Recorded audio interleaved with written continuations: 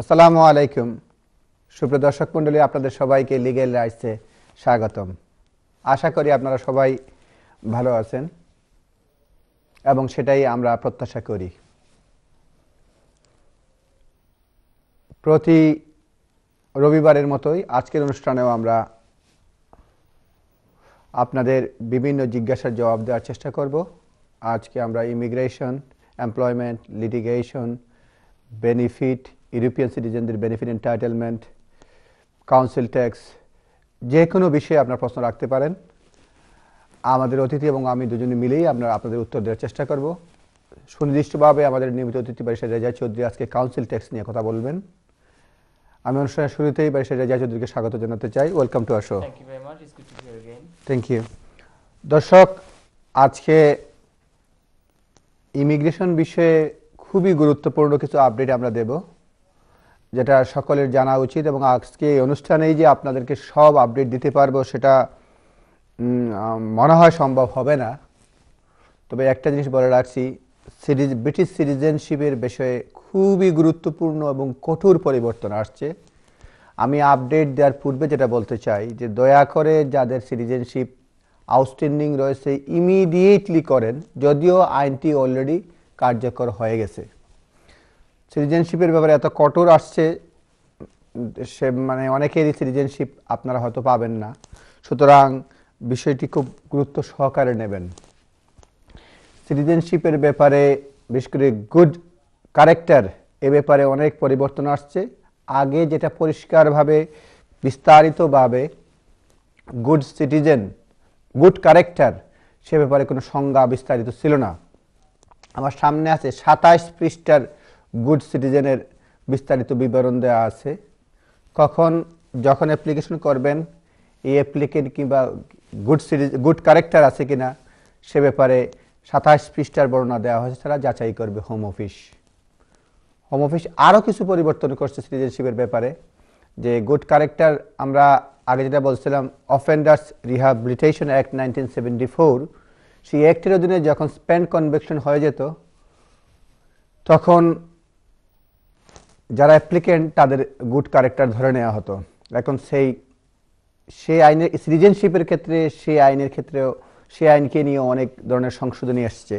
সেগুলি আমি সমগ্র অনুষ্ঠানে পর্যায়ক্রমে বলবো। মূল পরিবর্তন যে কয়েকটি আমি আপনাদেরকে এই মুহূর্তে বলতে চাই এবং সমগ্র অনুষ্ঠানে পার্ট করে আমি চেষ্টা করব। আমি বলতে পারতেছি না যে পুরো অনুষ্ঠানটি বলতে পারবো কিনা।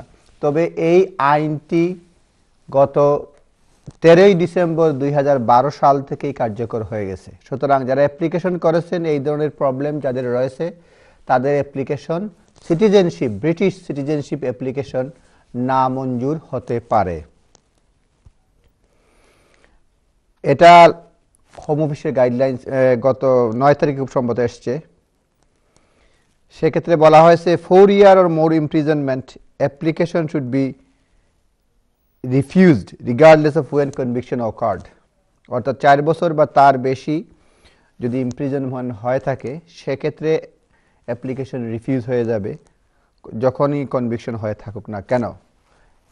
Between 12 months and 4 years imprisonment, application should be refused unless 15 years have passed since the end of the sentence. সুতরাং খুবই কঠোর রয়েছে। Up to 12 months imprisonment in last 7 years, application should be refused unless 7 years have passed since the end of sentence. A non-custodial sentence, আমি ব্যাখ্যায় যাব পরবর্তীতে। Application should be refused if conviction occurred in last 3 years. Non custodial hospital warder রয়েছে, অন্তর্ভুক্ত রয়েছে। সুতরাং নন custodial office হলেও সেক্ষেত্রে কনভিকশন 3 বছরের মধ্যে হলে অ্যাপ্লিকেশন বি রিফিউজড। আরও ক্রাইটেরিয়া রয়েছে, এমনকি পুলিশ কসম যদি থাকে সেক্ষেত্রেও 3 মাসের নিষেধাজ্ঞা দেওয়া হয়েছে। এবং আগের মতো যে ঢালাওভাবে কন্ডিশন ফুলফিল করলে এন্ট্রি ক্লিয়ারেন্স দি কেস ওয়ার্কার হোম অফিসে যে আপনার অ্যাপ্লিকেশন মঞ্জুর করবে সেই জিনিসটি আর নাই। পুলিশ কসম থাকলেই 3 মাস তো রয়েছেই, বা অন্য যে কোনো ধরনের অফেন্স থাকলেই তারা যাচাই বাছাই করবে যে আদৌ আপনাদের অ্যাপ্লিকেশন সেটা গুড মানে অ্যাপ্লিকেন্টের গুড ক্যারেক্টার রয়েছে কিনা। আরও কিছু চেঞ্জ আসছে। ফাইনের ক্ষেত্রে যদি দেখা যায় যে 1 বছরের মধ্যে কয়েকবার মাল্টিপল ফাইন হয়ে গেছে, ফিক্সড পেনাল্টি, সেক্ষেত্রেও রিফিউজাল হতে পারে। ফিক্সড পেনাল্টি যদি দিতে বিলম্ব হয়, সেই কারণে কোর্টে যেতে হয়, তখনও রিফিউজ হতে পারে। আপনি চ্যালেঞ্জ করার পরে, ফিক্সড পেনাল্টি করার পরে যদি হারেন, সেক্ষেত্রে অ্যাপ্লিকেশন রিফিউজ হতে পারে। 1 বছরের মাল্টিপল যেটা ফিক্সড পেনাল্টি বলেছিলাম, সেক্ষেত্রে রিফিউজ হতে পারে।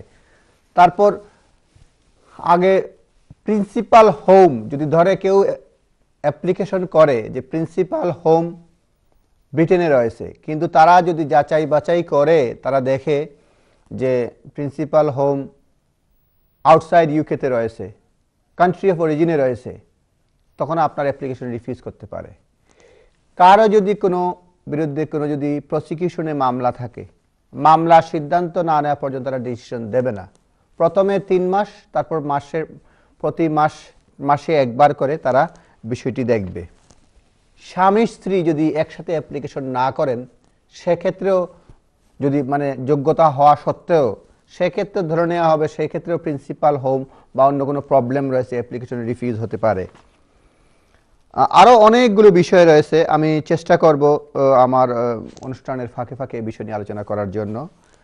আমি আমার অতিথি ব্যারিস্টার রেজা চৌধুরীর কাছে কাউন্সিল ট্যাক্স বিষয়ে যাওয়ার আগে একটা ইমেইল রয়েছে, ইমেইলটির বিষয়ে যদি একটু বলেন। একজন বলেছেন যে ডিএলএ এবং অন্যান্য বেনিফিট এন্টাইটেলমেন্ট রয়েছে, উনি যদি দেশে যান হার্বাল ট্রিটমেন্টের জন্য, কতদিন উনি এই বেনিফিটগুলো পাবেন? Barrister Reza Chowdhury. This is in relation to their received of income support in DLA. The first thing to point out, of course, is that there are 2 separate benefits. One is a means-tested benefit, and the other is a non-means-tested benefit.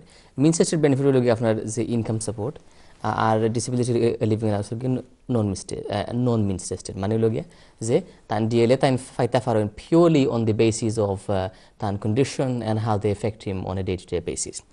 There are 2 rules applicable to both. যে income support তাই যদি যাইতে চান, তাহলে first of all তাই আপনি inform করতে হইবা the job centre plus office, department of work and pensions. আর নর্মালি আপনি যদি অ্যাব্রড থাকেন, তাহলে you will be able to get the benefit for up to 3 months. That is also applicable for disability living allowance as well. এটা মনে রাখবা যে খালি আপনার যে 3 মাস আপনি পাইবা, যে 3 মাসের ভিতরে যে আপনি রিটার্ন করতে পারবা, if you are able to do so, আপনি যদি রিটার্ন যদি করতে পারেন এই 3 মাসের ভিতরে, then by all means you will continue to get it. আপনি যদি নাইতে পারেন 3 মাসের উপরে যদি জায়গা, তাহলে তো আপনি তারা ইনফর্ম করতে হইবা, তারা হইতে হইবা যে আমি ট্রিটমেন্টের লাগে আমি যাইরাম 6 মাসের লাগিয়া, can I get it up to 3 months? এর বাদে আপনার এগুলো বেনিফিট বন্ধ হয়ে যাবে। So hopefully that is the answer. It very much depends on his length of stay in Bangladesh. Thank you.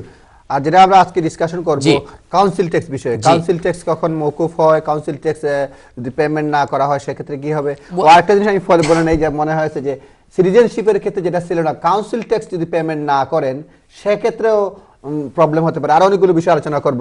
G barrister Reza Chowdhury. জি, কাউন্সিল ট্যাক্স যে আমরা দর্শক বুঝা হইল কি উচিত, council tax what used to be called the poll tax, the community charge, এটা একটা লোকাল ট্যাক্স, এটা আমরা সকলের দেওয়া লাগবো, আনলেস অফকোর্স যে আমরা যদি মুফত হয়ে যায়, যে মানে এক্সাম্পট হয়েছে, এক্সাম্পট ক্যাটাগরি আমি বাদে। ফলে ডেফিনেশন হইল গিয়া যে আমরা যদি গরজতে থাকি, whether as a tenant of a council or a private property or a local authority or a housing association of any other kind or a co-op trust, or কিবা আমরা যদি আমরা গড় আমরা ওন করে থাকি, নিজের গড় থাকে, we all have to pay a council tax. So that's the first point. Second হইল গিয়া কত অ্যামাউন্ট আমরা দেওয়া লাগবো, আমরা লায়াবিলিটি কিতা, that will be determined purely by the banding criteria of the property. দেখো ব্যান্ডিং ওর এটা একটা ক্রাইটেরিয়া আছিল যে 1991 যে সময় তারা লাস্ট মানে অ্যাসেসমেন্টটা করে for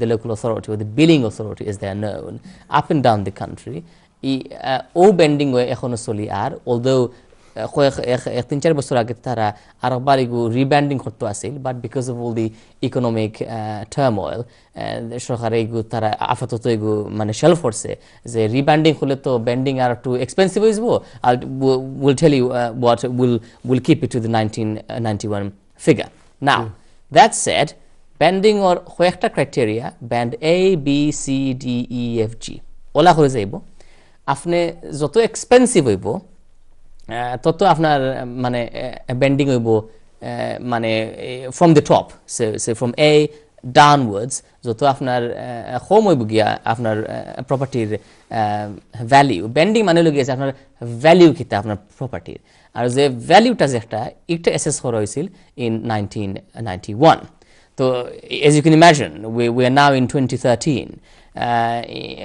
at least about 22 years has gone by 22 বছর তো হয়তো আপনার মানে গড়ের ভ্যালু তো বহুত মানে ইনক্রিজ হইছে albeit that at this moment in time you are seeing some sort of static nature of the value so আপনার যে ব্যান্ডিং হইব ও ব্যান্ডিংও আপনার কাউন্সিল ট্যাক্স ফালানি হইব তিন বেডরুম 4 bedrooms ওয়ে থাকে তারা normally we're looking at about a band D or band D